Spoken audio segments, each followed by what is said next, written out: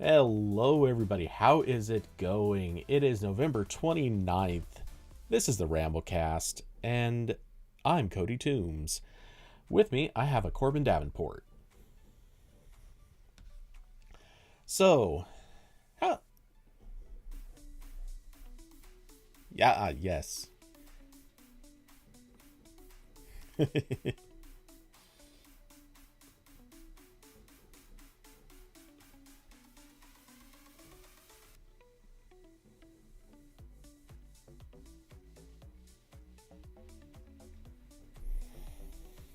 Uh, yes.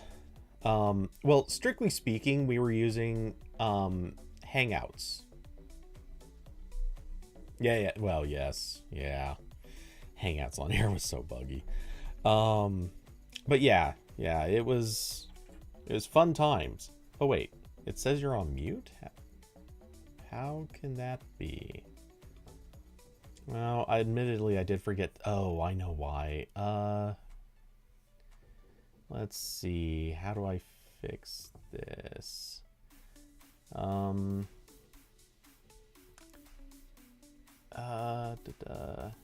Okay, probably should we can do. All right, say something. Hello. Fixed. Okay. Okay. Yeah, that's something that Jitsi does correctly, and I think Meat did not. So, It wouldn't be a RambleCast if I didn't start off muted. So, but yes, as I was saying, we are off Jitsi. We're using Google Meet, so hopefully fewer issues. I don't know what the meeting time limit is on Google Meet these days, but uh, besides that, it should be fine. well, optimistically, since it is just you and me, in theory, this is supposed to allow for 24 hours, I think, or unlimited time, or something like that. Whatever it is, it's supposed to not be capped at an hour. Mhm. We shall see. Okay. Yeah. And then after that, there's always a FaceTime. that you say it. I think you're joking, but we might get there. It's yeah. I mean, I'm sure it works. It's not great, but I'm sure it works. See, I don't share your confidence. Is that weird? I mean, I I've don't know. used I've used FaceTime a total of like 5 times, so I'm not actually sure, but from what I understand, it's functional. Yeah, I don't know. There's something about FaceTime that has just never left me with a ton of confidence. But we shall see. Uh, Uh anyway, but speaking of Apple related things, might as well you take advantage of that one. Uh Apple is having some issues with financing these days, or might be having some issues with financing. Um, so rumor has it that the situation with Apple and Goldman Sachs might not be so durable. I mean, and we've heard this rumor before. It's not a new rumor. But apparently, Goldman Sachs is not particularly happy with the arrangement with Apple. It's supposedly costing a lot of money. Not to mention, Goldman is not particularly equipped to deal with the more consumer side of credit. And as a result, Apple and Goldman may not be that happy with their deal. Um, so let's see.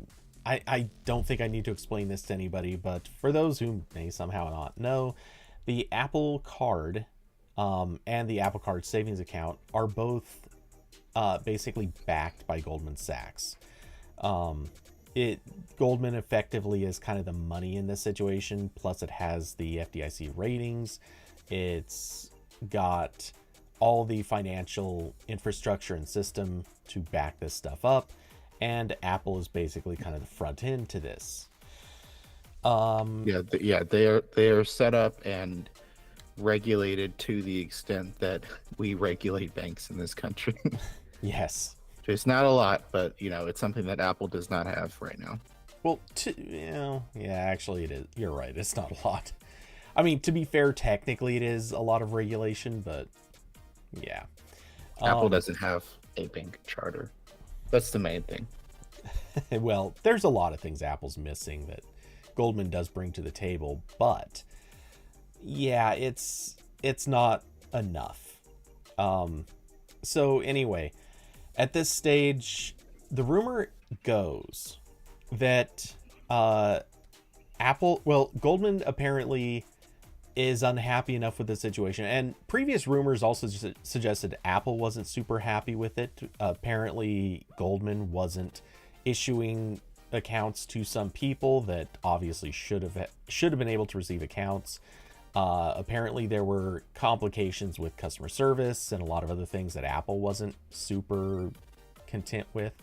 So neither side seems happy, but I think Apple was still okay with it. Regardless, the two are rumored to be parting ways, or at least trying to explore methods for parting ways. And the rumor from inside is that Apple has basically sent a letter that begins the process of splitting up. And if the story is to be believed, this is basically something that Goldman initiated. They essentially ask Apple, please send us this letter because we want out of the deal. And then Apple provides the letter seeking an end.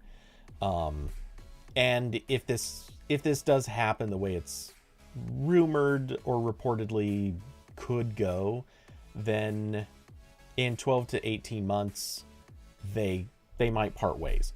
Or it could take longer. You never know. Obviously, nothing ever happens on the schedules people expect it to. Yeah, and also important thing to mention here is that this is not like Apple's not confirming this right now. Yeah, I was going to bring that up. Yeah, when CNBC they got a statement from Apple, and Apple said basically that they're still they said verbatim, Apple and Goldman Sachs are focused on providing an incredible experience for our customers to help them lead healthier financial lives. The award-winning Apple Card has seen great reception from consumers, and we will continue to innovate and deliver the best tools and services for them. So they're not saying it's over, but they're not saying like we're going to keep doing this. Well, it's you can tell they're trying to avoid saying like, yeah, we're breaking up. It seems like, yeah, they're trying to find a migration path here, because ultimately, like, if Goldman Sachs leaves and no one else steps up to the table, and Apple is unable or unwilling to basically create its own full bank infrastructure, then the Apple Card just goes away. So someone else needs to step in. I'm not really sure who wants to do that, because part of the issue here has been like Apple wants a bunch of things that was apparently a huge pain in the ass for Goldman Sachs to implement. Like I remember there was an issue where with the Apple Card, everyone's like monthly statements is like at the end of the month or whatever. And that's not usually how credit cards work. It's just like a billing time that's like set automatically. And there's other stuff, like you said, where people were being denied accounts even if they should have been able to. I think there was a story a while back where like Tim Cook tried to apply for one and it got like immediately rejected because Goldman Sachs like anti-fraud stuff was like, you're trying to open a credit card in Tim Cook's name, something. I think you're getting hacked. Well, and there were also a lot of situations where apparently specifically women were applying and getting worse APRs and sometimes not even getting accepted when their own husbands were getting accepted, and like there's no difference in the credit history and so on and so forth. So yeah, there was a lot of not great results from that from how they were issuing. Yeah. Um, and yeah, there were a lot of other issues too, where apparently Goldman Sachs lacked some of the technical infrastructure that Apple wanted to have for features that it wanted to be able to offer through here. Um, and to the point of like the first of the or early, sorry, no, end of the month as a due date. The issue there is Goldman didn't really have the customer service to support this.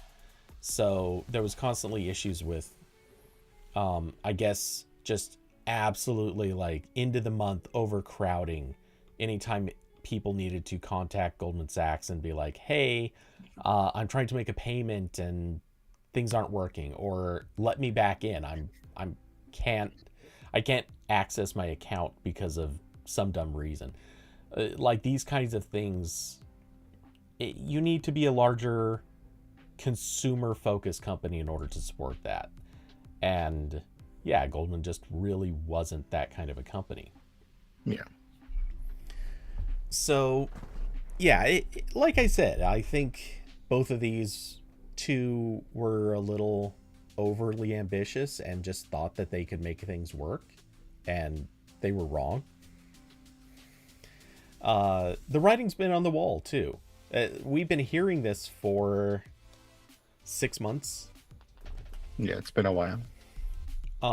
Yeah, so I don't think there's really a surprise here. And ever since Apple started the savings account feature, rumors have been swirling for a while that Goldman Sachs has just been losing money hand over fist with this deal. And the savings account was supposedly going to somehow fix this, and rumor had it, if I remember, it made it worse. I'm not really sure how, because usually savings accounts are just pure money for banks. I'm not sure what exactly could go wrong for Goldman here, but whatever the situation is, this is not singing high results for Apple, at least in terms of being a partner with Apple. That being said, rumor has it too that a lot of banks probably are interested. Some of the names that were floated by was Synchrony, who apparently was fighting really hard to get into this. American Express, who presumably wants into this. The complication there is Apple also set up a deal with MasterCard. My bad. It's MasterCard. So that they are supposed to be a MasterCard card until 2036, is it? Is that right? I don't know the exact year. I swear oh, sorry, 2026. Much closer. So that's not that big of a deal. If they can just get Goldman to stick around until 2026, then they could carry through with that deal and then switch over. But yeah, when all is said and done, there has been some talk of Discover possibly getting involved in this. Chase has also been floated by as a possible name. Basically everybody, like every major name that could be a possibility, seems to want to be in on this, or at least has in the past wanted to be part of this deal. Whether or not they will end up being there, we'll see.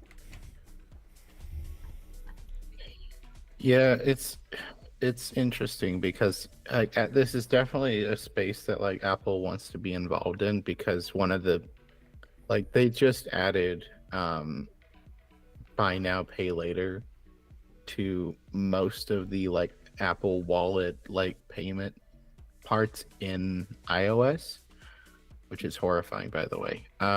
But it's very clear Apple wants to be more involved in finance tech. So I don't know, maybe they do want to try bringing more of this in-house. I know they have like some services are handled by a subsidiary of Apple. But I think that's what the buy now pay later stuff uses, but I'm not entirely sure. I'd have to check. I mean, I'm assuming to some extent, yeah, it has to be. But uh it, yeah. Yeah. I went to the support page for Apple Pay Later, and it does say loans made by Apple Financing LLC. Okay. So yeah, I guess my question at this stage is, well, one, and I know that this is a bit of a offhand take, seeing as we're spending time talking about it, but one, I kind of wonder how many people will care. I mean, is this a thing where if Apple switches lenders, is anyone going to care that it suddenly becomes Chase as opposed to Goldman Sachs? Right. I do understand some people care quite a bit if it turns out being, let's say, Synchrony, because Synchrony does not have a lot of fans, to say the least. It definitely matters if features get lost in the process. Like for me, I literally use it for Apple Store purchases, and that is it. Yeah. So I don't really care all that much if something happens to it. I prefer Apple just take 3% off of everything in their store for me because I've been a good boy this year. But they want you to do the card for that. So the savings account stuff, I guess, is more interesting. But again, that is also something that like you have other options for. Like there are a few banks now that are doing similar interest rates on their savings account. The savings account always freaked me out. Like I really do not want a bank account that like I can only access in an app on one type of device. That's so weird. But Yeah. Something about being are, required to own an iPhone just so you can get at your money is not great. Yeah. And supposedly, if I remember, I think there's some sort of way that you can contact somebody and get all of your money like returned to you if you happen to lose your iPhone and don't go to another one or something. But I'm sure that process is awful. Yeah, and then you're dealing with the Goldman Sachs support that supposedly has issues. So, so yeah, this is not like 100% super duper confirmed yet. Probably won't be until Apple finds someone to replace it, because that would be the immediate cause for concern if they confirmed it right now. Would be everyone freaking out like, what happens to my credit card? So maybe they're waiting for that, or confirmation that they can't find anyone to take it over, and so they just close the card. Well, and the counter to that, or the alternative, is Apple could also flip around and say, you know what, we're just going to do it ourselves. This is a multi-trillion-dollar company. Is that right, or is it just $trillion? I don't know. Some unfathomable amount of money. Yeah, they're worth too much. So, it is not completely off the rails that they could back this. The one catch to the okay, so rumors have also circulated for a while that Apple's trying to bring more and more of this stuff in-house, presumably so that they could, one, be compatible with companies like Goldman that don't have their infrastructure really worked out for consumer purposes. And two, you got to figure Apple's looking at the possibility of they want more of the money. They don't want to cut a deal with a company that's going to have to make profits. They want to just make those profits for themselves. So I wouldn't be surprised if their goal, what they want to do, is eventually take this whole thing in-house. But the one catch, the thing that I think a lot of people don't really factor in is Apple, yes, may be the most valuable company in the world, or supposedly is. Um, and they supposedly have a ton of cash just basically lying around in accounts all over the world. And supposedly they really could bankroll some pretty big moves. However, that's not how banks and credit card companies really work. It's true that they are not individually worth the same amount of money, but they're moving around substantially more money. They're moving around enough money in a month that you could basically I feel like I'm exaggerating this, but at the same time I don't think I am.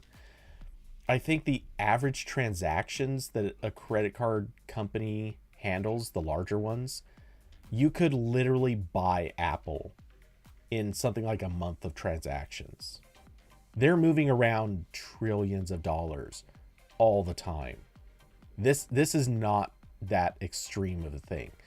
So, and part of that is because they do have, I don't want to say loans, but they basically have investments from lots of other sources.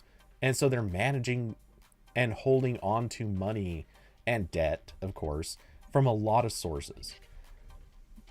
That's not something Apple has done, and it's not something Apple does. That's why they're going to Goldman Sachs. That's why they would consider going to any of the other big companies, because they have that infrastructure to do that. And it's not that Apple can't do it, it's that they just don't. And it's unclear whether or not they would. So my final thought is I think it'd be very funny if Apple was firmly involved in whatever the next global financial crisis will be. Goldman Sachs sure was.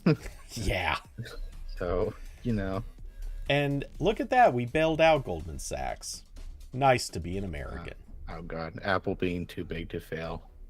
Oof. I mean, it basically is. Yeah. Yeah, they actually, I think, legitimately are now.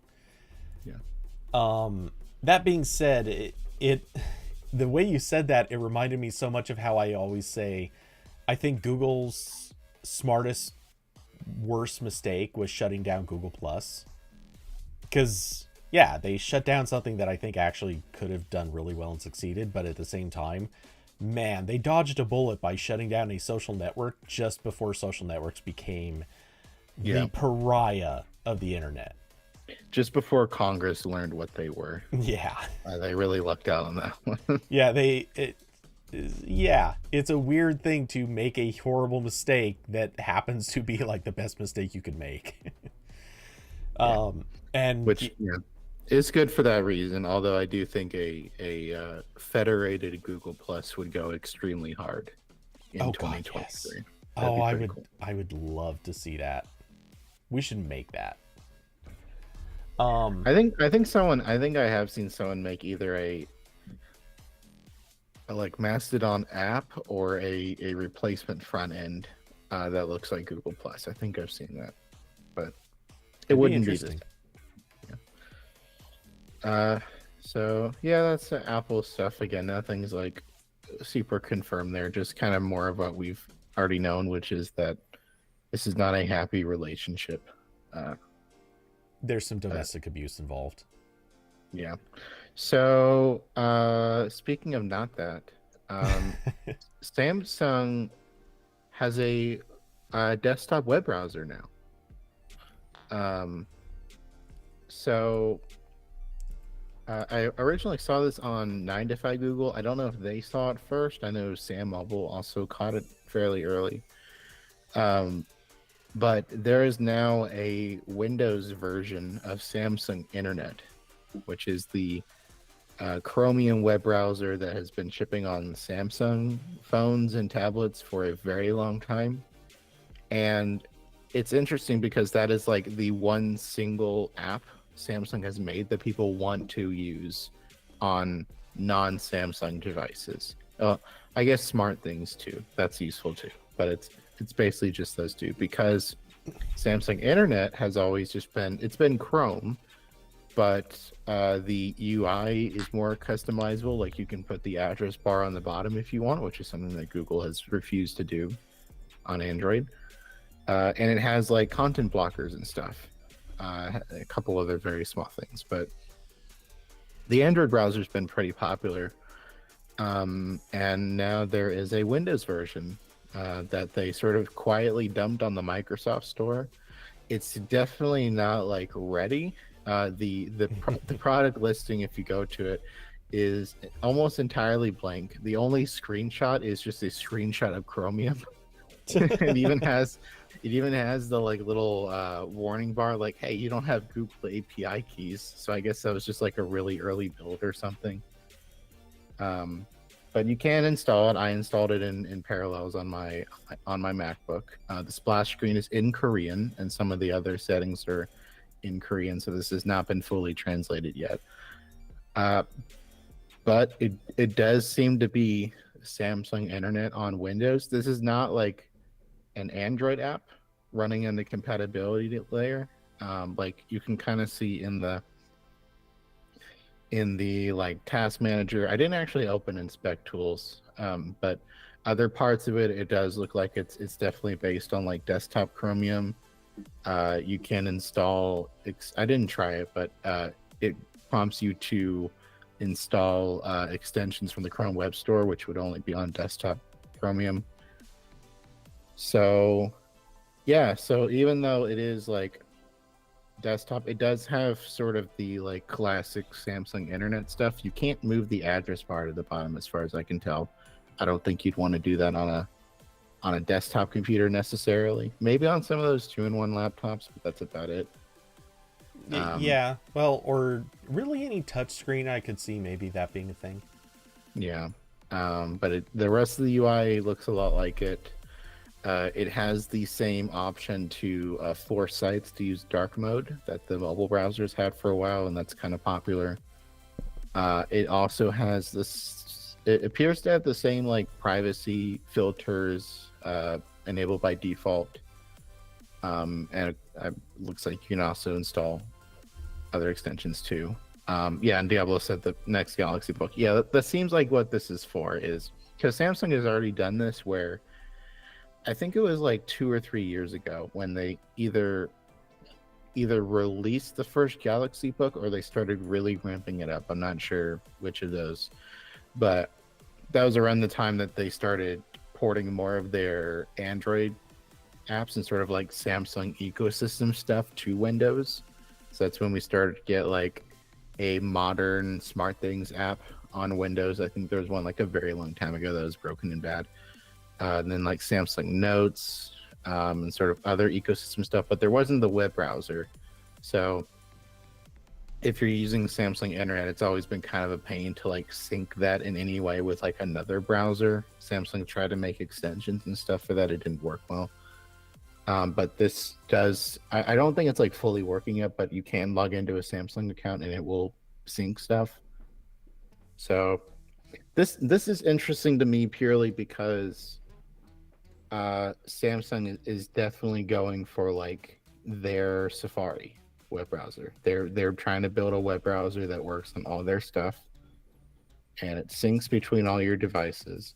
And maybe people, you know, again, it's another like Chromium skin, so whatever, but also like there's pretty big issues with most of the Chromium skins at this point. Like Edge was supposed to be kind of the good one, and then it turned into the most bloated mess of software I've ever seen in my entire life. Oh, don't say that. We could start comparing against like late stage Netscape and kind of I guess mid stage Firefox. Yeah, well, yeah, I was about to say like Vivaldi is late stage Netscape. Like it's pretty packed and not everyone likes that. Brave is don't use that. Just don't. Oh, yeah, don't just even don't. just don't. And everything else is kind of irrelevant. So I don't know. Maybe like some people want to use this. I think it'd be interesting if they tried to like fully get this working and maybe tried to, and maybe there'd be more of a motivation to invest more in Samsung Internet if like the work was going towards multiple platforms.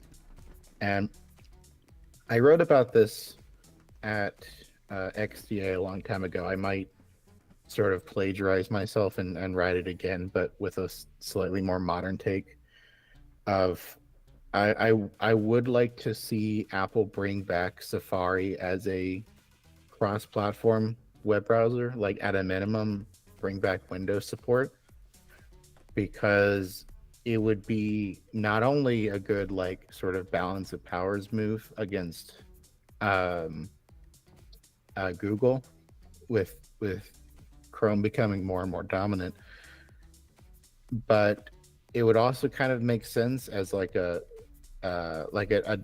entry point for their ecosystem, like sort of a way to like push you onto Apple stuff, which I think was kind of the original purpose of Safari being on Windows. That was really before we had like really good browser sync and stuff. That was a long time ago. That was like 2008, 2007, something like that. And I'm not sure that was I've never really understood why they originally brought Safari over. The reason that I know eventually it became a practical argument was with the iPhone.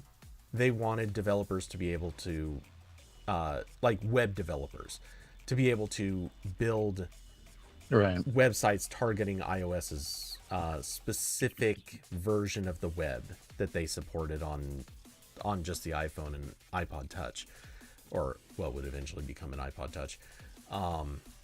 And that wasn't in Chrome or anything else. It was specifically just in Safari for a while.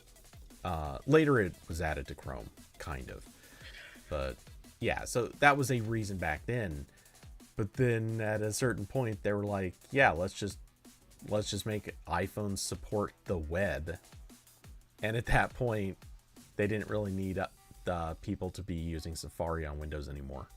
So they killed it. Yeah. It did arrive in 2007. So that was before Chrome. So really the only good web browser on Windows at that point was like Firefox. Mm-hmm. So not a lot of competition. So I guess I can see why they, thought they could swoop in. That said, 2007 is not too long before the iPhones, so it kind of makes sense. Maybe they were launching it preemptively. I think it was I think it was released after the iPhone. It was the same year. Wasn't iPhone 2008? No, it was 7.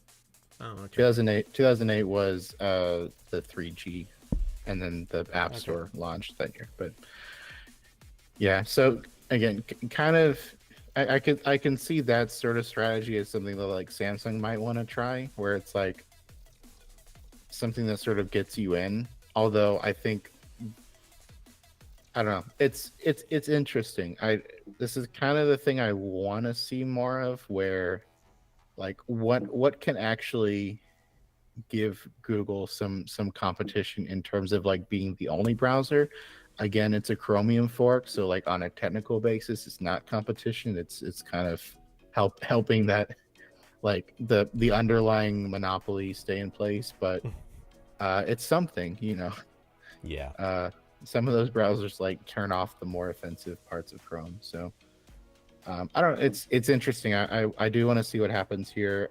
I feel like they wouldn't go through this much effort if it was like something they only intended to ever ship on like their laptops. That's a pretty small market. But I don't know.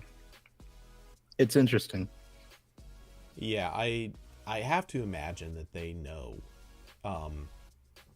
They have to have some sort of incentive for supporting this, because this is the kind of work you only do it if you have something you're going to add to it, or a reason you want to get people over to your thing. And in all likelihood, I could see there being a version of this where they want it for sort of like uh, compatibility with decks, or maybe they plan on launching some features that will be relevant in some way to their other products. The biggest thing that comes to my mind is maybe it'll have something to do with their 3D goggles that they are supposedly launching sometime next year, end of next year, I think it was. Yeah, which would probably have the Android version. Yeah. Well, okay. Yes, the goggles will have Android on them, most likely. But if you're going to somehow connect the goggles to your computer, Right.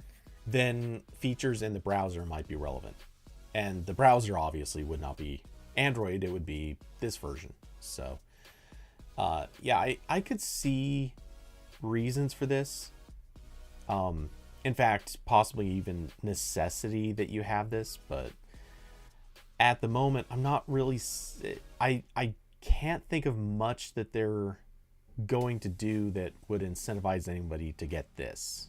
Right now, I can see the angle for this right now being I have a Samsung phone, maybe a Samsung tablet. I kind of want all my stuff to be synchronized and I don't want Chrome for whatever reason. Yeah. So you've got some people there. I don't know, right now this doesn't seem like it's going to get anyone else. But again, maybe that will change. Again, this does not really seem like it's finished. Like it's not fully translated. The store page, like you kind of have to hunt for it. So I don't know. We'll see. Yeah, it's a pretty narrow target.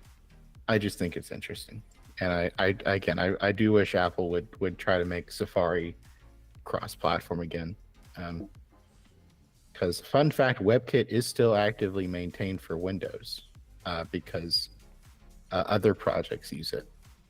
Yeah. So they could. They just have to build the rest of the browser on top, and they are making like pretty okay Windows software for once. Like the new like music app on Windows apparently is pretty decent. I've not tried it, but wasn't hard to make it better than iTunes. But they did do that. So man, setting that low bar. lowest bar imaginable. Let's see. So yeah, I mean, I'm not gonna. Well, okay, so first off, I can't rush to download this because I'm not really running Windows outside of, I now have a VM instance of Windows 11, which we'll be talking a little more about that in a second. But yeah, I just can't think of any reason that I would want to get this, even just as like a backup browser. And that's probably not really well, I think that's the issue most people are going to have with it. Like right now, there's just no incentive to get this. So yeah, I don't know. Once they announce something unique about it or interesting or whatever that they've added, then we'll know what direction they're going. But right now, I don't know. It seems kind of like a company that builds bikes in a city that has no bike lanes. There's just no reason for it. Anyway. Shall we talk about Windows 11? Sure. We're talking about the Copilot moving. Sure. Or what? Okay.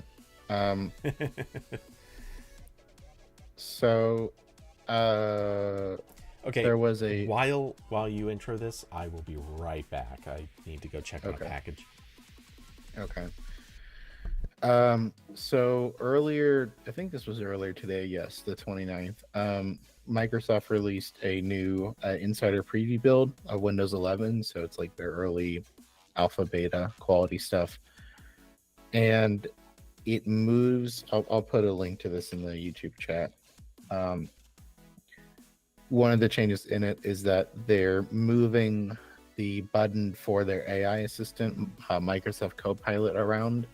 So like back in like early Windows 11, they were playing with having the button like in the little search bar in the Windows 11 taskbar, and then they as like back when it was just Bing Chat, and then now that they've started rebranding Copilot, the all the Bing stuff to Copilot everywhere except the Bing website, they made Copilot like a little icon, like a dedicated icon in the taskbar next to like the start button and stuff. But they're now moving it to the right side of the taskbar, apparently to sort of match where it opens. Like when you open Copilot on Windows, it kind of comes out from the right side. So it makes a little bit of sense the button is there, but also it's replacing the show desktop button by default, which is kind of weird. Again, that's, you know, I don't know when they added that. I think it was either Vista or 7. So now you have to like flip a setting to turn that back on. Because I guess having two buttons that close to each other is too confusing. But yeah, it's just weird, and they're definitely still playing around with it, seeing. I don't know. I think kind of the issue here that I get a little bit annoyed by is like they're pushing this harder than I think most people care about it, and part of that is like you can see in the screenshot in this blog post, the Copilot button is like very big and colorful, and the rest of the status icons and text in that area is monochrome. So it's very designed for like your eyes to go to the Copilot button. And they did the same thing in Microsoft Edge when they first rolled out the Bing Chat button, which is also now Copilot. The actual button for that was huge. And also it would activate when you just rolled it over with your mouse versus every other button, which was clicking.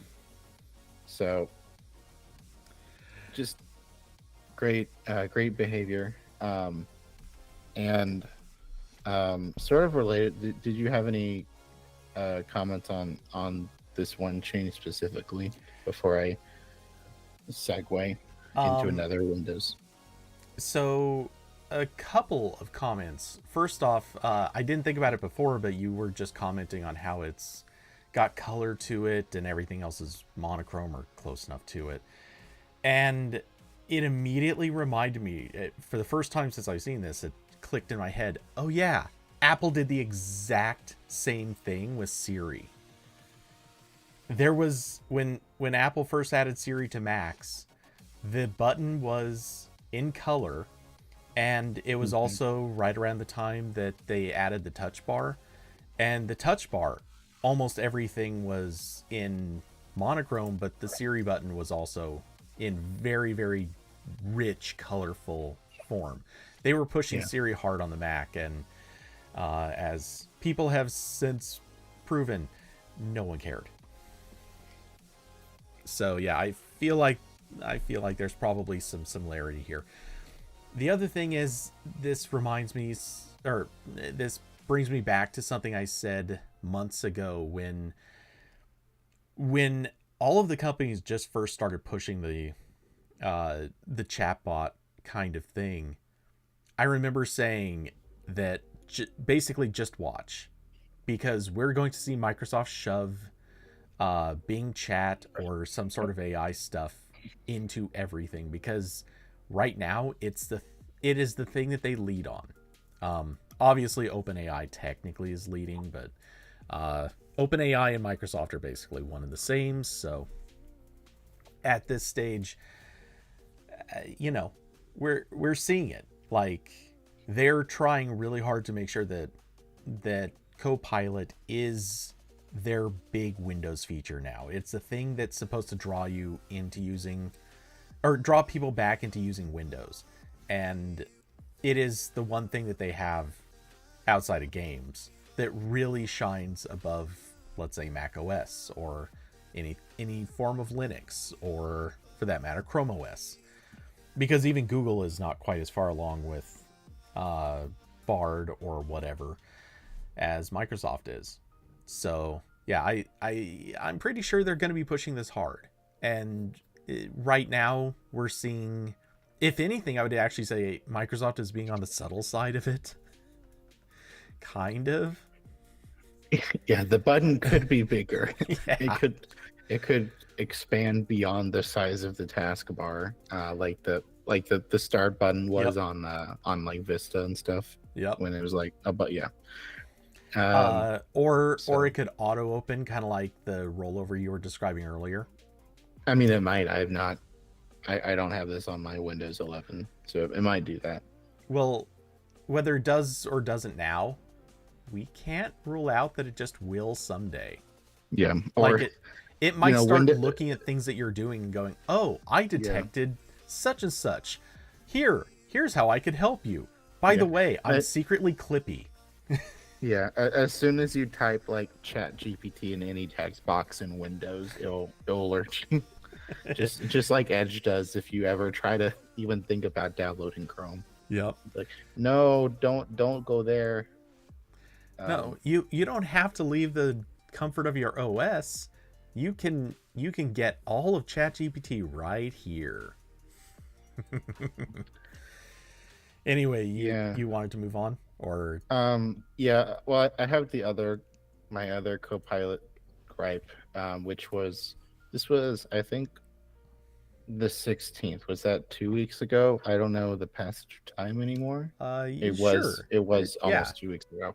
Okay. short So short a day. yeah, so I wrote, I'll put this in the YouTube chat as well. Microsoft started rolling out Copilot for Windows 10, which is also on that part of the taskbar. And this was so funny slash ridiculous because Windows 10 dies in 2 years. It's getting security updates until October 2025, and then it's done. Which I wrote a newsletter about that. Other people have wrote about it. How like that's really fucked up because there are a lot of PCs that can either not officially upgrade, so like a lot of people just won't know that they can update, or literally can't. Um, Sometimes for reasons as minor as like the TPM is not enabled or whatever. So all those PCs will just be, I guess, instantly more vulnerable to malware and worse as time goes on. Microsoft seems like they're not going to do any like patches or anything for it after that time, which is a much quicker death than Windows 7 or 8, or I'm sorry, 8.1. 8 died pretty quick because no one liked it. And everyone updated to 8.1. There was not like a compatibility jump there as far as I remember. No, there wasn't. So I do remember there being a little bit of growing pain between 8 and 8.1 because I think there was some weird software incompatibility issues. So like some companies couldn't update directly without risking breaking a few things, but most users, yeah, it was fine. yeah, so Windows 10 dies in a pretty short amount of time, and also Windows 10 has been basically like feature frozen since the release of Windows 11. Microsoft's kind of just focus on feature development for 11, which like okay, that part makes sense. Like that's fine. And like whenever they update like one of the apps, like the new Outlook, sometimes that also gets ported to 10 just because it's like an app update that's like going through the store, so it doesn't matter. Um, so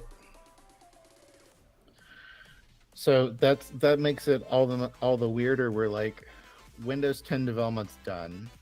The last update they did, the 22H2 update for Windows 10, had almost no changes. It was just like a bunch of very minor things. And then they said like that was it. That's the last like major release update we're doing for 10. It's just gonna stay there until its end of support. And now there's a surprise Copilot button. I guess because they really need more people to use this because it looks better to investors. And they ran out of people with Windows 11 PCs, so they're like, "Shit, who else can we get this to?" It's like, "Oh yeah, all the Windows 10 people we forgot about. Let's put the button on there." Uh, so, so yeah, Copilot's rolling out on Windows 10 too, and like under normal circumstances, I'd be like, okay, fine, whatever. They're putting the button there. They put the same button on 11, whatever. It's fine. But like it's doing this while also like, yeah, in 2 years we're killing this. Like this is probably like I wrote in the title of my article. I was like, this is probably the last feature Windows 10 gets. It's the AI thing that not a lot of people probably cared about. And by the way, your PC will still be out of support in 2 years for no reason. So I have a bit of a hunch, and this has very little to do with Copilot. It's more about the end of Windows 10 support. I think there's, I think Microsoft is trying for two things here. One, I think they are trying to have basically kind of Apple's reputation of getting people to update to actually update. Like Apple releases a new macOS update, and something like 50% of users update within, I think, the first 2 weeks. Maybe it's more than that now. And then within the first month, I think it's like 75% of users. And then it takes like 2 months, and they're somewhere floating around like 80 or 90%. It's really pretty fast. And Windows, people have kind of learned, well, obviously it's not the same as the good old days where the lesson was just wait for Service Pack 2 because that's when everything gets good. But people still kind of have that notion, that expectation that when you release a major update to the OS, it's not going to be that stable. It's not going to be very reliable. It's going to be buggy and annoying and unpleasant to use. It's going to break your software, so on and so forth. Like, this is not a good reputation to have, and I think people, by and large, kind of just expect Windows to be sort of perpetually in a broken state until it gets, the proverbial Service Pack 2. Mm-hmm. So I think part of it is Microsoft wants to sort of kill off older versions a little earlier, or leave that as a bit of a thing where people are incentivized a little bit more to just move ahead. And the other part of this, sort of building on that, is they're, I believe, very explicitly trying to avoid a Windows XP situation. I mean, look at how long XP ended up being supported. They did not want that. Nobody wanted that. Look at how long people, even after support ended, look at how long people stuck with XP. I'm convinced Microsoft does not want another repeat of XP. That's what I would assume, but like every indication right now is that it's going to end in October 2025. So like maybe they'll pull a last minute reversal, but like they've given no indication of that as far as I'm aware. Which again is weird, because like you think they would want everyone to be on 11 because it's easier to sell them stuff on 11. Yeah. It's easier to sell them stuff. It's easier for them to maintain everything. Like, with Windows 10, what they've been doing is, Windows 10 is not one release. It's like they were doing two major releases a year for a while, and then that turned into just one. I think it's more appropriate to say that they were trying to do 2 per year, and and repeatedly failing. Well, they pressed the compile button twice a year. Yeah. Now then people got the update like 6 to 8 months late because there were issues. So, whatever. And then they would like cut off support for like the older ones like after a pretty short amount of time. So yeah, they were doing like the the sort of Mac OS thing there. But yeah, it's so frustrating, especially when like again, we have to keep listening to these companies talk about how much they care about the environment and like sustainability and all this stuff, which is good. You should care about that. And then they're also like, oh yeah, all those millions of PCs that can't update to 11 because they don't have like one thing enabled in the BIOS. It's fine. go buy a new computer. Yeah. Because like, I don't want to go full tinfoil hat, but there has been an interesting phenomenon where a bunch of people bought PCs in 2020 because everyone suddenly had to work from home and they realized iPads aren't computers. And then the entire PC market crashed, like 2021, 2022. Like PC sales were down, down, down, down because everyone already bought the computer. You don't need another computer. And they're starting to recover because we're going back to the normal upgrade cycle. But like, one part of me is like, is this like, Dell or whoever going to Microsoft being like, hey, can you like help us push these a little bit more? And like, I'm sure that's like not really the reason, but it is hard for me not to go there because it's like, why else are you doing this? It seems bad for more reasons than it's helpful. And I know there's like actual security advantages to like having, EPM enabled, and I know part of the reason like there's that CPU requirement is because they had to do a lot of like weird performance and execution stuff to mitigate like the Spectre vulnerabilities and like older Intel CPUs and stuff. But like, it's kind of an established thing we have where like just roll out the security fixes to the devices you can. We understand that, stuff a couple of years ago is maybe not going to be the most secure thing on the planet. Just do what you can. Try not to, let people get malware in 3 seconds opening the web browser. Yeah. I don't know. It's really frustrating. Well, I think what they're accomplishing here is, I think what Microsoft is ultimately doing, whether intentional or not, is they are creating the XP situation. Yeah. I think they're trying to avoid it. I think their whole goal was to sort of push people to have to upgrade more. But ultimately, like, so many computers are just going to continue sitting around on people's desks, in businesses, wherever. And yeah, they exactly what you're saying, but to put it very like aggressively on point, I think they have unintentionally created the XP situation, which I sort of suspect what that's going to mean is at some stage we might just see 11 become sort of like, well, there's already a way you can hack 11 onto most computers. Yeah. I wouldn't be surprised if Microsoft realizes that their upgrade rates are really, really terrible and then backs up and says, you know what? Maybe we can make 11 available to everybody. That's what I would hope for. It would be the smarter thing to do. Yeah. And like,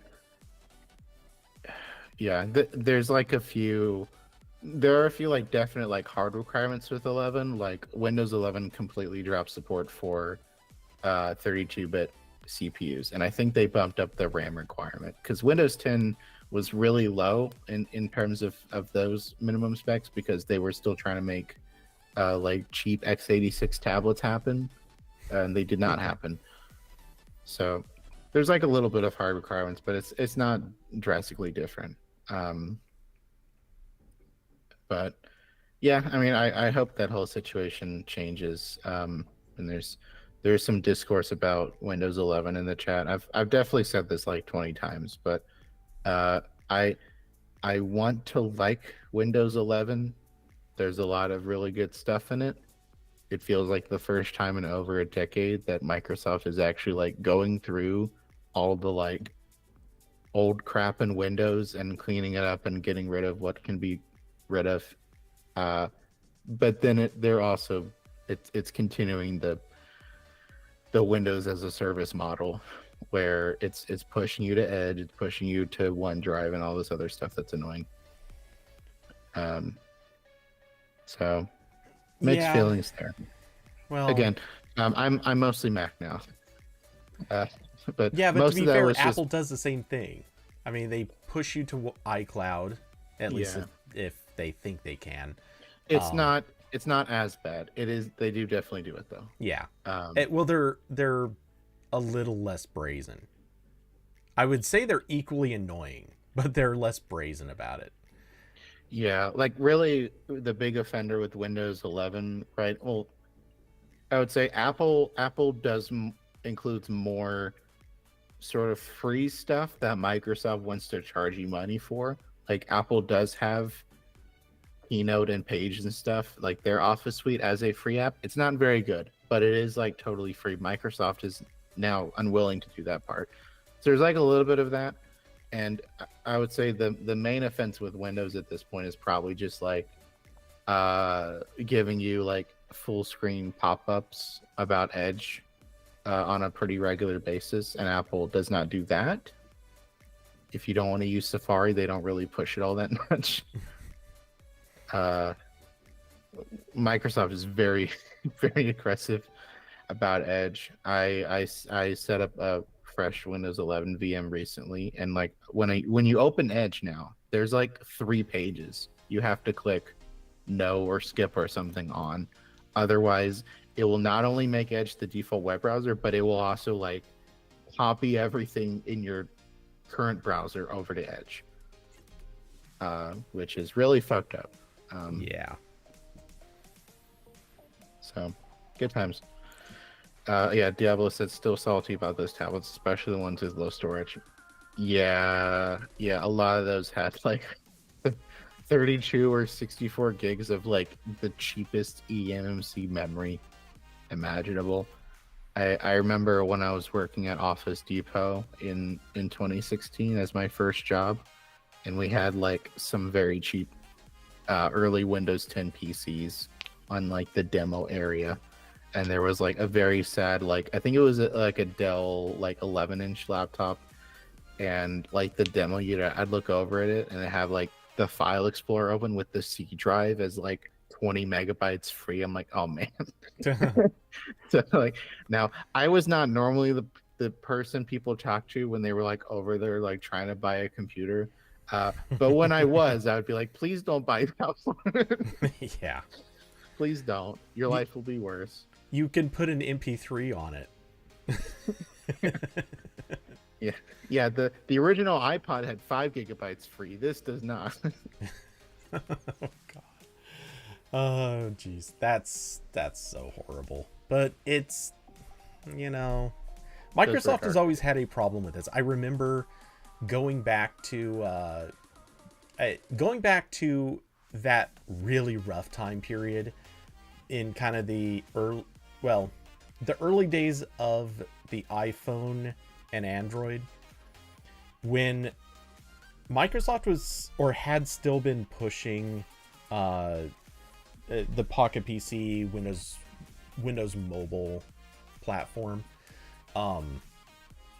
and the rumors were going around that they were going to launch a new platform, which turned out to be Windows Phone 7. Fortunately, this is not a story about the kin, which deserves its own amount of criticisms. But when we were all paying close attention, Microsoft started announcing like, okay, here's some of the details. And they finally got around to talking about specs. Their requirements for the phones to be a Windows Phone device. When those came out, the universal response was, no, why would you guys do this? Because they set the required specs to be so low. It was something that every Android phone coming out, except for like the dirt cheap stuff, every Android phone was already beating. And to Microsoft's credit, they surprised everyone by the fact that the OS was shockingly efficient. It ran really well on low specs. Yeah. So I will give them full unadulterated credit for that. I still have my I think this was a Lumia 550. I think it has like a Snapdragon like 200 or 210 or something stupid in it, and like at the time it was faster than like a mid-range Android phone. Yeah. And this was Windows 10 mobile. This wasn't the initial Windows Phone 7, but Yeah, I was gonna say the moment you said Snapdragon, it's like, yep, nope, yeah, different. yeah, a little bit later, yeah. Um, yeah, I But yeah, had, that had a Windows CE, pretty impressive. yeah, I had a Lumia. I don't remember what the model number was, but it was that big flagship Lumia phone that came out just it I want to say that they partnered with Leica or somebody. Oh no, Hmm. Zeiss. They partnered with Zeiss for the camera lens, and it was a big hype point. Suddenly, it was the first smartphone camera that had the really amazing camera lens, which it was fine at best. It was fine, but they, yeah, the processor was nothing particularly shocking or amazing. It ran well, but it was still relatively weak hardware. And then they very foolishly announced Windows 8 like a month later and said, yeah, sorry, if it's got any version of Windows 7, tough cookies, you're not going to get Windows Phone 8. Hmm. And then they announced, I think it was Windows Phone 7.5, and we're like, yeah, this is it. Like, we're doing this as kind of a stopgap for all of you guys. Anyway, not important, but yeah, I don't think that yeah, it was bad. Um, let's see. I've actually kind of forgotten what we were talking about before that. I'm talking about Windows 10 dying. Oh yeah, yeah, Hmm. yeah. Very silly. Yeah. Well, it's I don't know. It's hard to see any version of this where it's a smart thing to let Windows 10 become the thing people get stuck on. But at the same time, I, it is reasonable to say that there's a lot of hardware that they'll never be able to update, even relatively recent releases. And Yeah.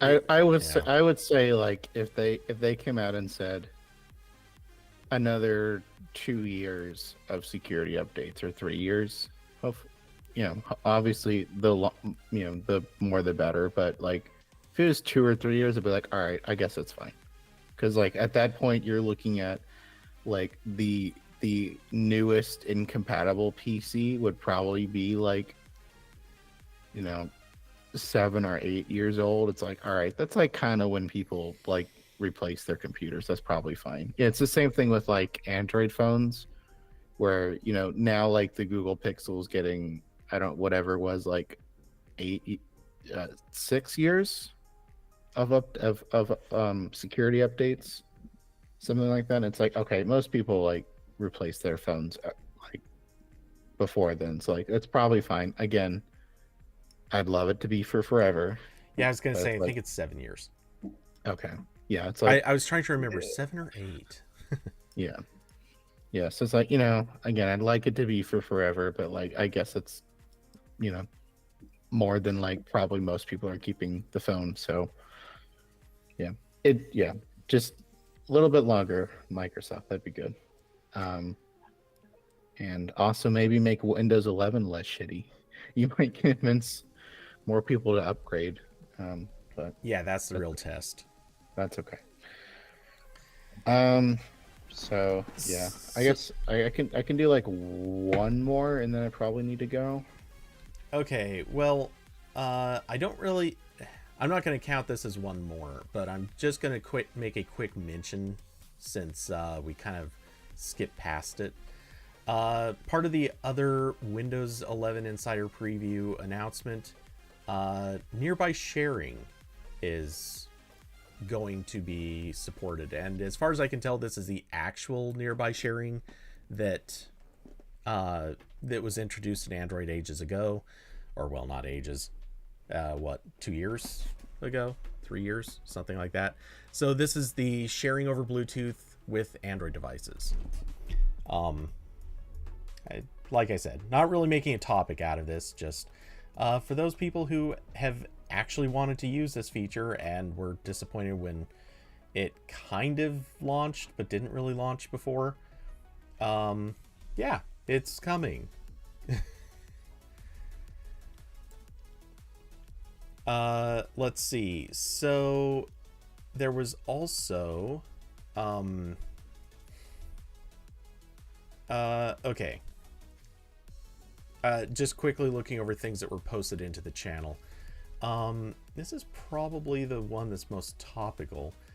And thanks to, this was Diablo, right? Yeah, Diablo pasted a few other things into the channel. Google in Canada apparently reached a deal to avoid removing local news sites from search.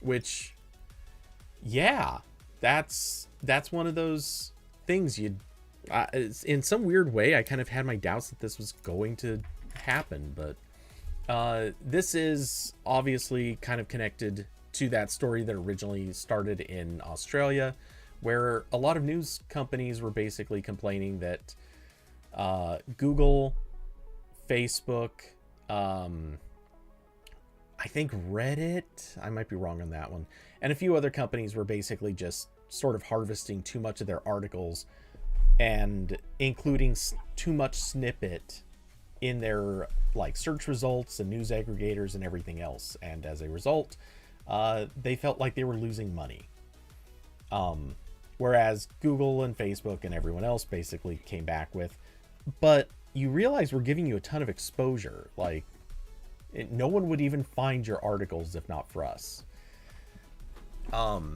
This resulted in, as I recall, some deals got cut in Australia that kind of worked this out, but not very effectively.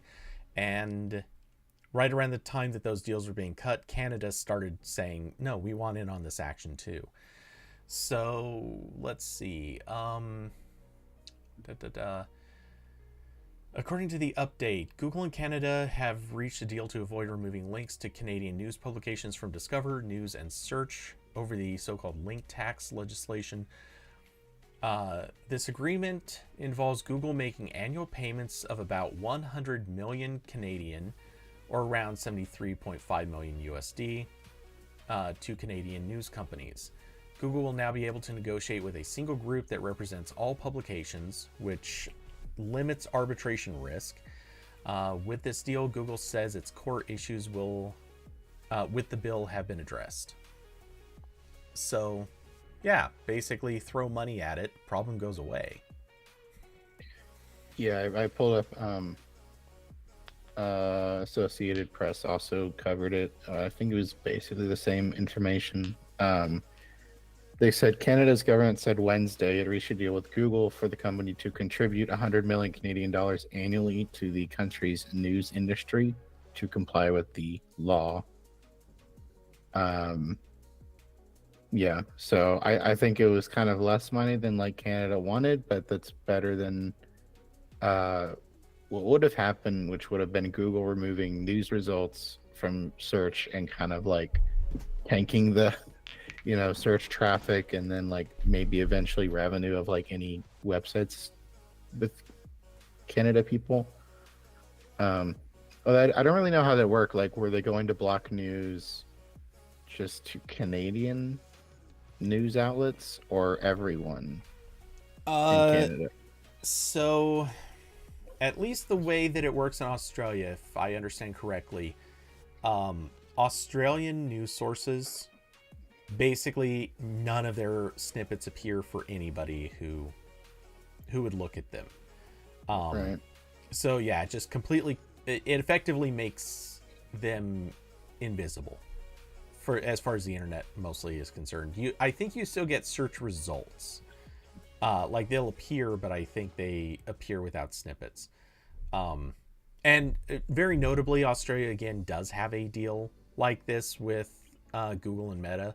So this was sort of arranged. But that is what I think of some other companies. I want to say Twitter might have been forced to deal with that. I think Twitter isn't allowed to show snippets. Not that they support news anyway.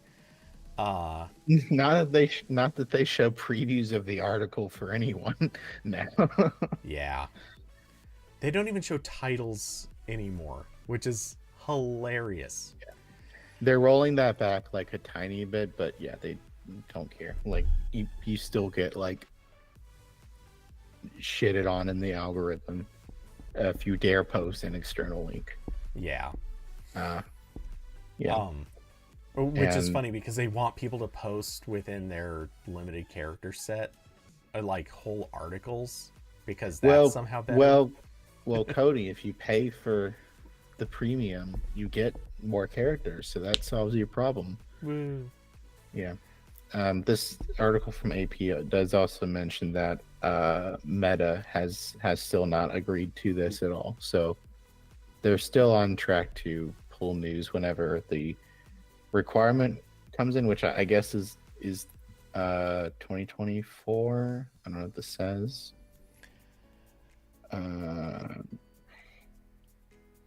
My hunch, I think Meta's going to probably cut a similar deal. Yeah, well, also Google now showed that like they can lowball Canada just a little bit. It's fun.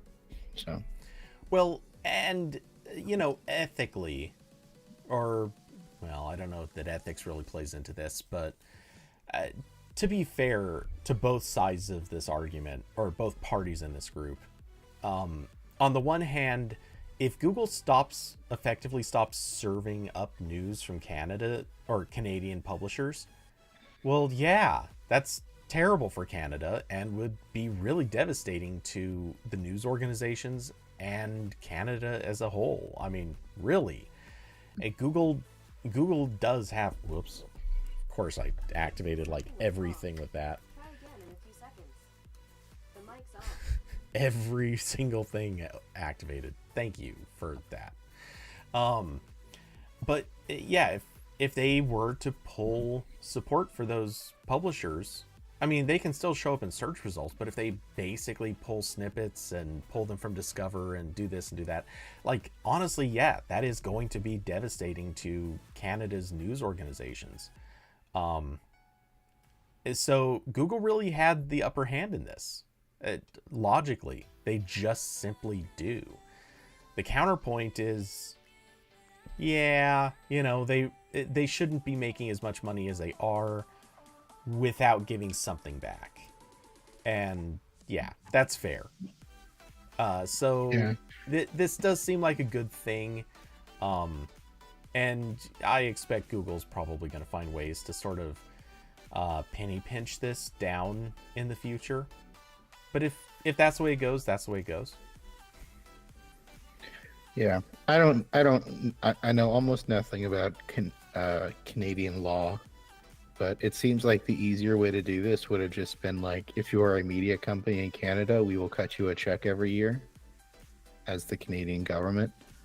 But I understand, like, this is what we have to do in capitalism, where we have to make all these weird light taxes on each other corporations because we can't ever raise taxes. Well, I think that's actually what this effectively is. Google is paying a lump sum. Seriously, every single phone just woke up to that again. At least they caught on quickly that I didn't have to cancel out of anything this time.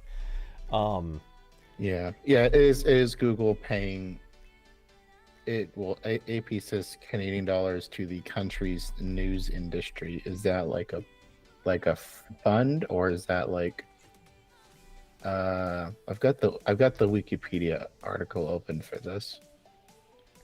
Well, as far as I can tell, I guess I'm just assuming this, but it seems that what they're doing is paying a lump sum to sort of a group or organization, or something structured that is, let's call it a union kind of thing, and it then gets sort of split up across whoever's involved, which I'm assuming is probably just their major networks.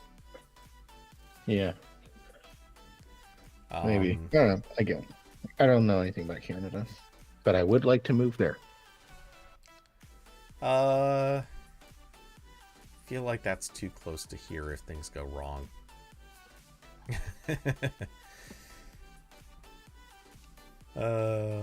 I see the smile. I know you were thinking the same thing I am. Let's see. They have a FAQ, and it is just not helpful. Their FAQ does not actually contain anything directly that really answers the questions. It's just links to more stuff.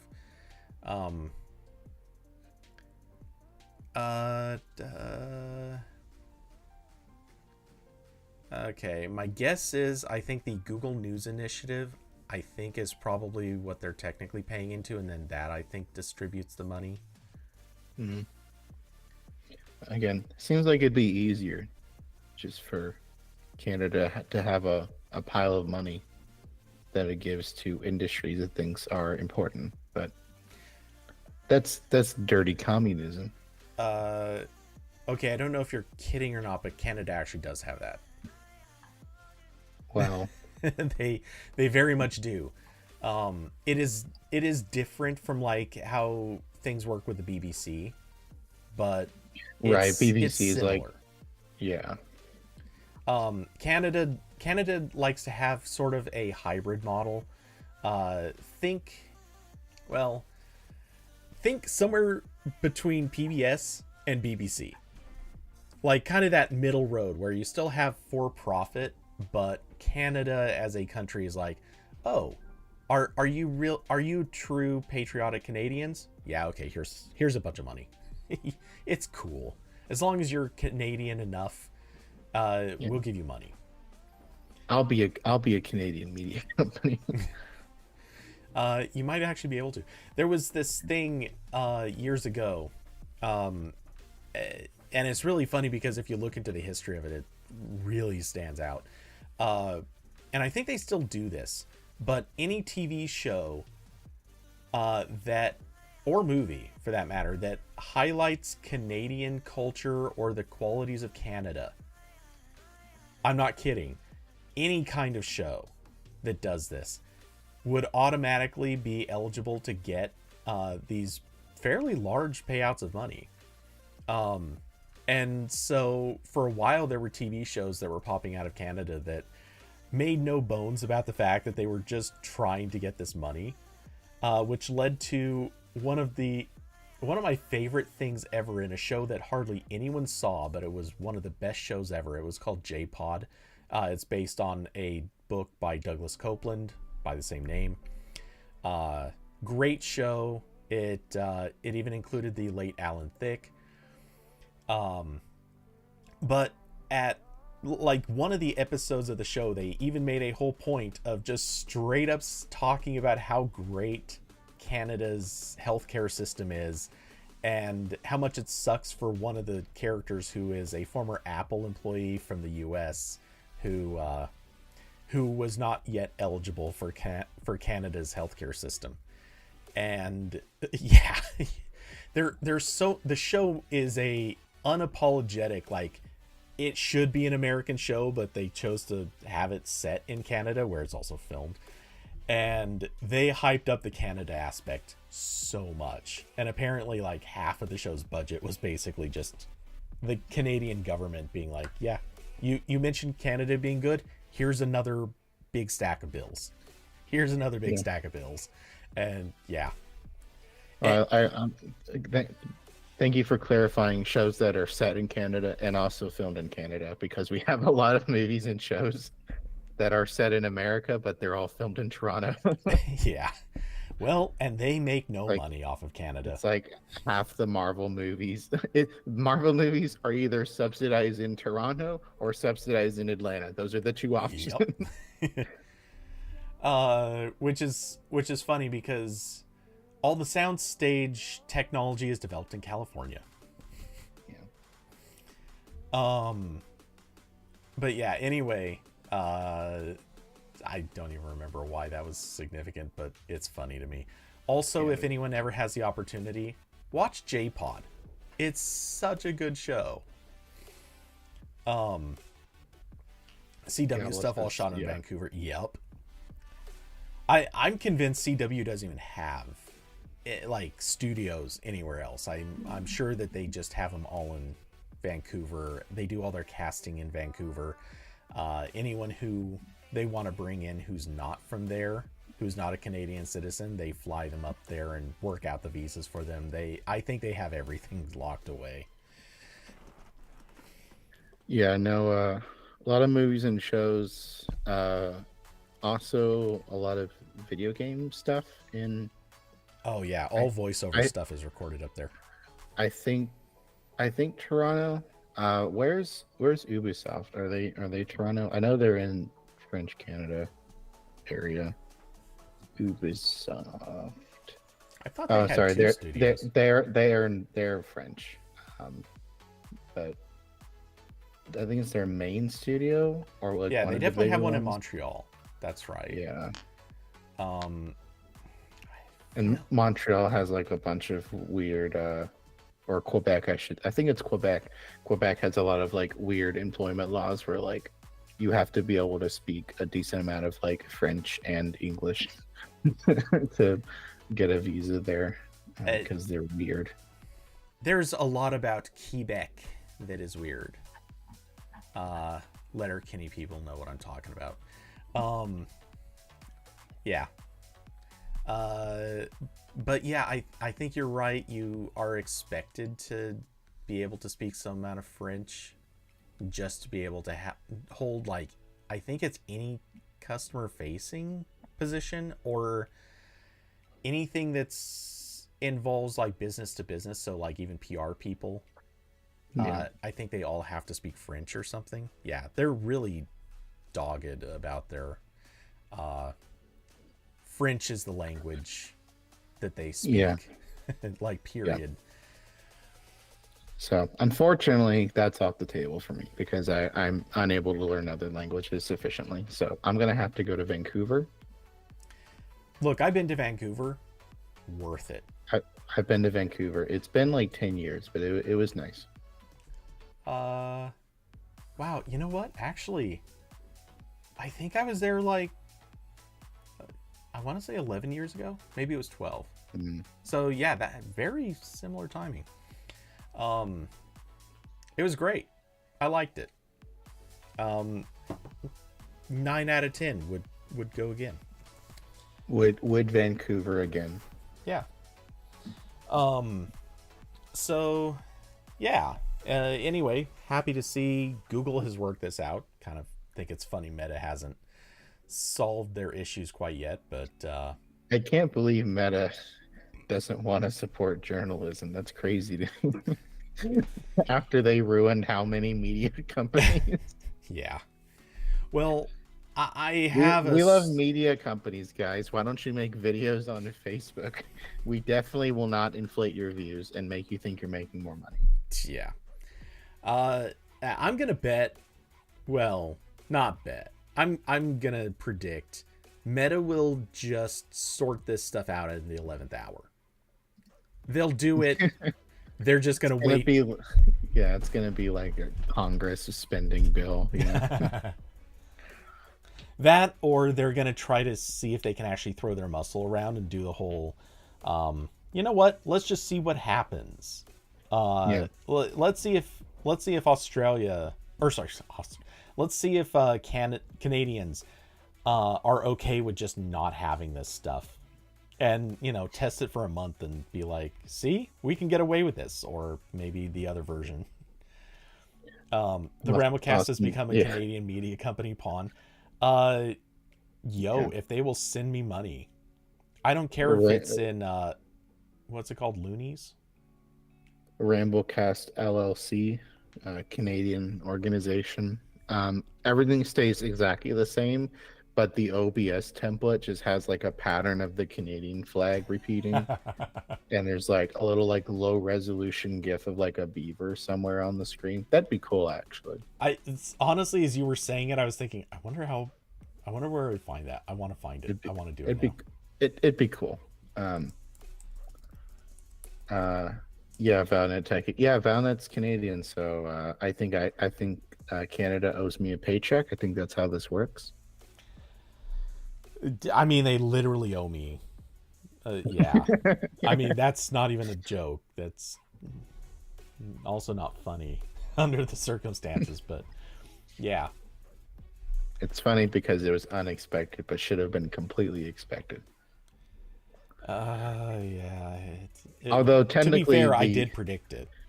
yeah, the company on my tax documents is Valnet US, so I think only slightly I'm, legally not working for Canada, but yeah, in all ways that matter, I am. That's funny because mine is definitely Canadian. Hmm. Yeah, I'm paid by. It's because you're further north. You're closer. They just they do your paperwork at the closest location. Because I think the U.S. office is Miami. I'm sure in your case it's literally just because you work for a different company. Yeah, it's because I'm an actual employee. Yeah, that too. Yeah. And you are someone they forgot about. I wish they'd forget about me at this point. I feel like they're trying to target me. Anyway, we should probably stop talking about this. Who knows? RambleCast and the Space Bar become Canadian media organizations. I'd be down for that. Yeah, actually, well, I say enough nice things about Canada. As long as they'll give me a little bit of money, I think I'd be okay with it. Yeah. Canada is fine as long as I don't have to live in Alberta. It's fine. Ooh, shots fired. Yep. I don't know a lot about Canada. I know that much. I actually know. I'm trying to think what is the only thing I can think of about Oh wait, no. It's more conservative. It's like they're Texas. Yeah. For a second, I was gonna say all I know about Alberta is it's like super freaking cold and snowy and terrible, and then it's like, no, wait, that's Calgary. No, that's all of it. Yeah. No, Vancouver's not that bad. Vancouver is this weird little pocket of like, it's Oregon, like it's Oregon and Canada. They figured out a way to have like reasonable weather, pretty landscape, a nice city. Like everything about it's actually pretty good. They did things right there. The whole rest of the country, snowy mess. Oh, Austin said the Queen of Canada lives in Alberta, you said? I'm assuming that's it. And yeah, no, they're in Vancouver. No, the Queen of Canada is it's like one of those like weird sovereign citizen people. Who have basically like tricked other people into thinking she's the secret Queen of Canada. Yeah, Austin got the Wikipedia. It's very cool. Okay, so she is in Vancouver. Darn. Okay, well that's one negative thing about Vancouver, but there's still many other things, so that's fine. Oh, Canadian cult leader. Wow, Wikipedia entry does not pull punches. Yeah. Oh yeah. Okay. No. Now I remember her. The moment I read QAnon. Yeah. It's like, yeah, I remember this one. I forgot about this. This was. Yeah, it was like telling people to like not pay their like water and power bills because like the Canadian government's not like the real government or whatever, and then it didn't end well. So anyway, if Canada would like to give me money or at least let me live there, that'd be cool. One of those two options is fine. Yeah, I had to pull up images of this crackpot. It just everything about her is a special level of wow. Yeah. I've totally forgotten. I will sadly head off now. But I did forget to mention in all of the complaining about Copilot is that I do find it useful occasionally for very specific things. So I did just write a guide on how to install it on Mac, because there's not a Copilot like app or official utility thing like there is on Windows. But the new thing on Mac OS Sonoma, where you can like bookmark a web app, works very well with that. So that's what I did. Because it's funny, Copilot is like 90% a web app. Really, the only difference between the website they just launched for it and what you get in Windows is that Windows can like also read your files, so like you can like tell it to like read a PDF, and you can't do that in the web version yet. You can do it in Edge, but then you have to use Edge. So yeah. I have Copilot on my Macs now in the dock. It's useful. Sometimes it lies. So.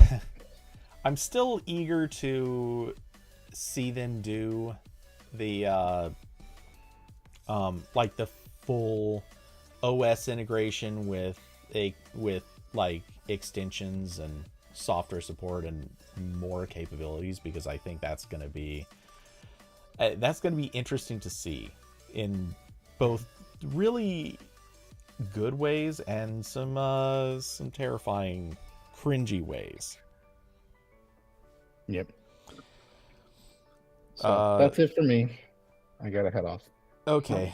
Well, I don't know about the other two things that were mentioned, but I'm definitely going to spend just a minute talking about the speaking of cringy things, Elon Musk. But yeah, I'm sure you want to take off before we make fun of him. Yes.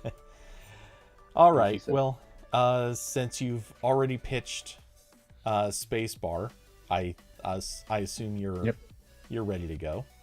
That's it. So thanks for coming and hanging out, and well, we'll catch you in the next one, I assume.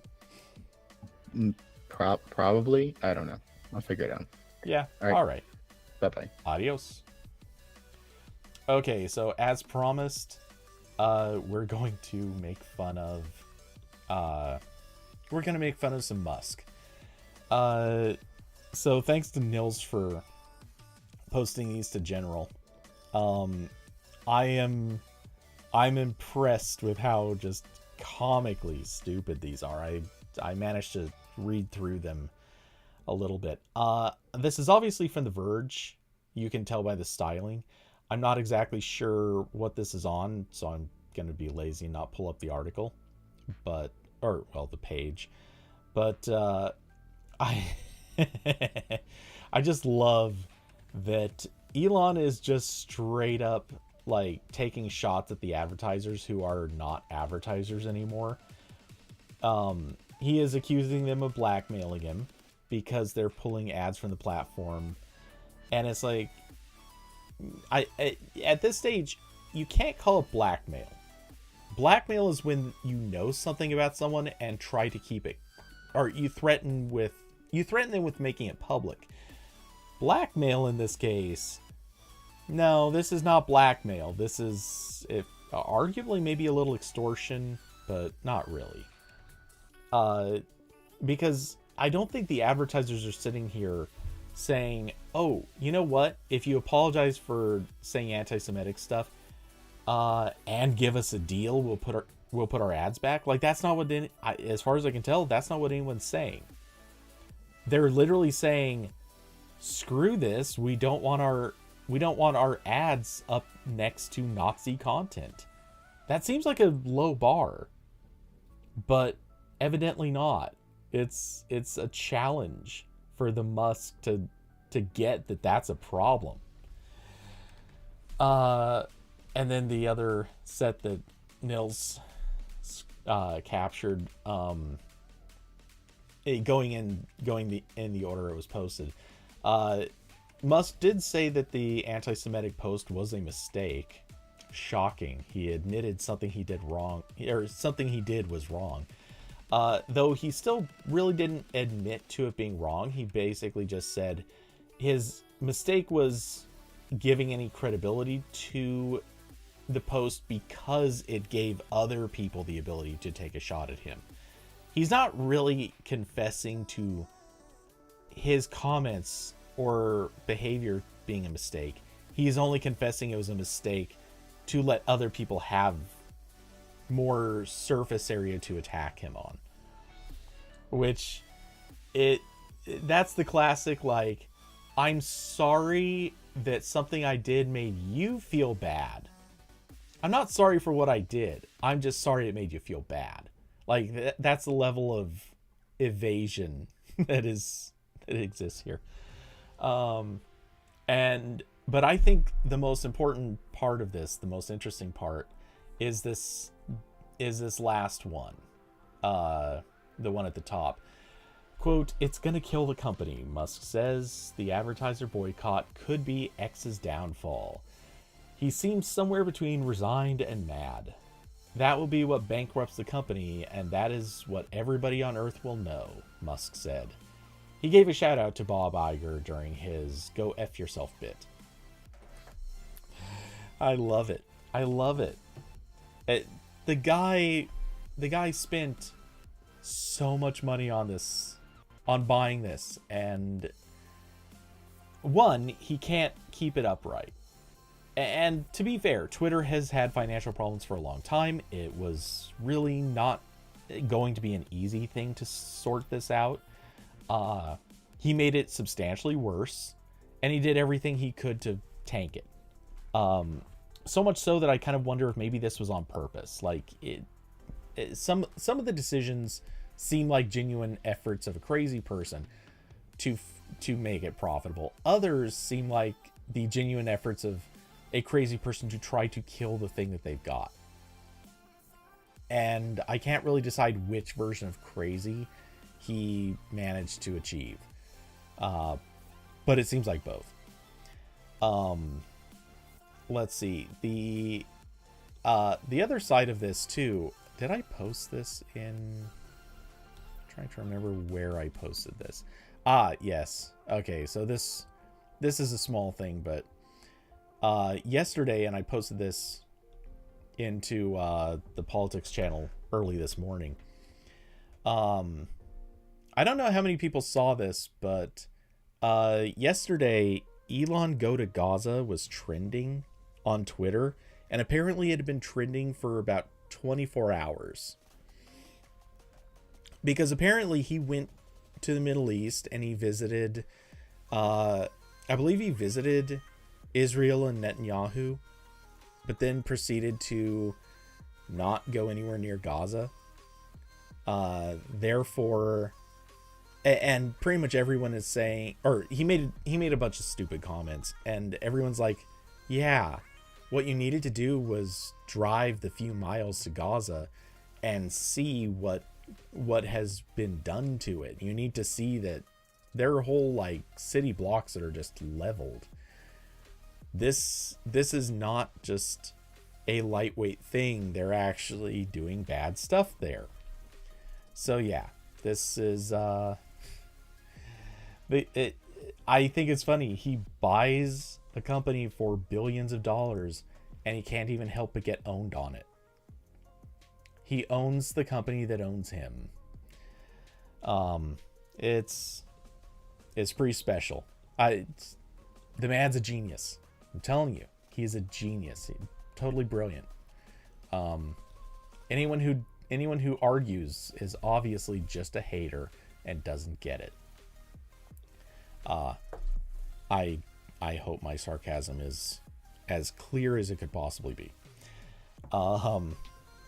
Let's see. Anyway, so not turning this into a politics stream, but yeah, that happened. Let's see. The other things Diablo dropped in here. One of them, I don't know. Okay, yeah, this is kind of interesting. So Google's Nest cameras can now tell you when your garage door is left open. Normally I wouldn't really care about this, but it does remind me of an incident years and years ago where when I was living in Vegas, my myself and one of her friends, we were going to like a water park in California or something. And as we were taking off, I hit the button to close the garage door, and I drove away just a little bit before it was all the way down. I don't know why, but for whatever reason, something evidently triggered it to go back up. And of course, at the time, I would not have been locking the door between the garage and the house. So yeah, for the entire day, the garage door was open and anyone could have gone in and done whatever they wanted in the house. Luckily, no one did. But yeah, this actually would have been a completely handy sort of thing if if we had smartphones at the time, and if there could be a camera that would go, oh hey, something ain't right here, you should probably close the door. No matter how far away we were, we probably could have flipped around and been like, okay, yeah, we can go close the door and then get back on the road. Worst case scenario would have taken us like maybe a half-hour round trip, I'm assuming. Maybe a little longer, I don't know. But I guess I could probably have read this and figured out what their time frame is, but regardless, yeah, this would have been a neat thing to have just to tell us. What would be even cooler is if through whatever technology you could also close your garage door remotely. I'm assuming that's something that, well, I mean, there are smart garage door openers, you can certainly do that, but yeah, it'd be nice to be able to do that here. Let's see, Diablo, the home app team, though, taking forever moving Nest stuff over. Yeah, I got a hunch that's not one of their top priorities. I could be wrong, but it just, it has that feel like something is just not, it's not worth it to them or something. I don't know. The final thing that got linked, and believe me, I've wanted to look into this, and I have looked into this a little bit more, but I've only been able to skim it. The Google versus Epic, or rather Epic versus Google trial is still ongoing. I have tried to read this.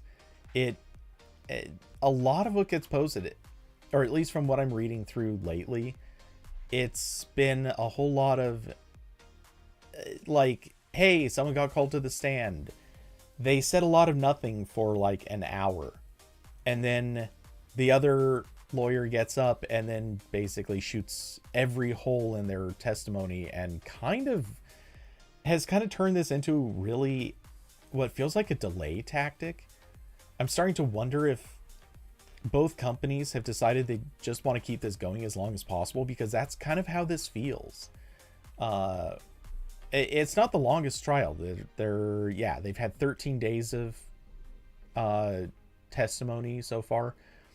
And what I'm getting out of what I've been able to read, I certainly haven't had enough time to really go over all of it. At least for the last week or so from skimming over, I get the impression it's just they're calling the same people up there to kind of say nothing of substance. One in particular that jumped out at me was Riot Games. Is that even still on this page? Yeah. So, apparently, let's see. Epic lead attorney Borstein says he's only seeking per se for the Project Hug agreements with Riot, Activision, and Supercell. And the judge says he's willing to hear more, but isn't inclined to take this away from the jury. Yeah, the thing is, let's see, CTO, I think it was, of Riot Games. He took the stand, and Google's attorney basically shot holes in his entire claim. So Riot basically got up there and kind of implied that Google leaned on them to not compete. And Google's attorney got up there and said show us anything. Like, prove in any way, shape, or form. Like, what do you actually have that shows you even considered competing? Show us what you were even trying to do. And the CTO basically kind of folded and ended up effectively admitting that nope, nothing. Like, they didn't have any interest in really competing. They were, just talking and presumably wanted, I think it was a better deal, but that was it or something. And of course, yeah. CFO. But yeah, apparently, yeah, there was nothing stopping them from putting games in other stores. There was never any conversation suggesting that. Google never pressured them in any way to do that. Just basically said, hey, we'd like you to put it in the Play Store. And they did. So, yeah, that's kind of been the thing. A lot of the testimony has really not been particularly strong for either side of this. And it doesn't really stand up to scrutiny very well. So, yeah, I think we're kind of getting into I don't want to call it the wind down period, but it feels like at this stage, I think both companies, or at least Google, is eagerly trying to just draw this out as long as possible, because the more time it takes, the less, I'm guessing, the less it makes Epic look like the victim and more just like probably a whiny crybaby. At least that's what I assume they're trying to make this into, and the jury's not going to appreciate that. And in general, I don't think the jury's going to appreciate having time wasted, which is what, like, Epic is going to look more like the time waster in this situation, because everyone they're calling is just not really producing. So, yeah. It's my hunch. I think the longer this goes, the better odds Google has of coming out on top. So anyway, yeah, that's, I mean, I wish I could add some more thoughts on that, but when am I going to talk about Elon? I did just a little bit ago. But Judge sounds annoyed too. Yeah, no, for real. Though, imagine a judge in a case like this, where it's effectively kind of like an antitrust case-ish. When is a judge not annoyed? I mean, judges presiding over a case like this, where two companies are bickering with each other, I truly cannot imagine a situation where a judge does not end up just wanting to lose their minds over it. It has to be the most boring courtroom to sit in, as companies are, I don't know, they're throwing accusations at each other, reading emails. I mean, these are people who are bored during their day at their jobs as they're sending these emails. Imagine having to sit there and listen to the same email get read multiple times in a courtroom. And I mean, these are the emails that were boring people to death when they were just doing their jobs. Now someone else is being bored to death having to listen to it multiple times. Like, this has got to be awful. The judges must just make some pretty good money out of this, is all I'm saying. Yeah, anyway. I also, I think at this stage, if we were really getting anything good out of this trial, I don't think The Verge would really just have this ongoing live blog of it. I think there would be a lot more, like, actual, oh my god, shock headlines. Sort of the, wow, Epic did this in response to Google, or Google had to do that because such and such thing happened. If that was the case, you know, it's a sign something's happening, something's interesting. The Verge can't seem to make articles out of most of this stuff. And when they do, it's not even very big deals. So yeah, it is something. This is not the strongest of cases. I think Epic managed to rake Apple over the coals by breaking open secret after secret. I think they're taking shots at Google and so far just kind of failing. Not to say that they haven't won some small punitive battles, but yeah, it just seems like this is turning out to be, at least media-wise, a very boring case. Anyway, so I think I've pretty much exhausted the topic list, and at least in so much as I am aware of there being one. So I think I'm gonna wrap it up for this one. Huge thanks, of course, to Diablo, Austin, Carson, hold on, David, and Curvy. Sorry, sometimes the brain just cannot hit all the names consistently. Huge thanks to you guys for being supporters of the channel. It really does help. It's awesome. And for those who may be interested in contributing anything to the channel, it definitely does help keep it going. There are links down below to Streamlabs, Cash App, and Patreon.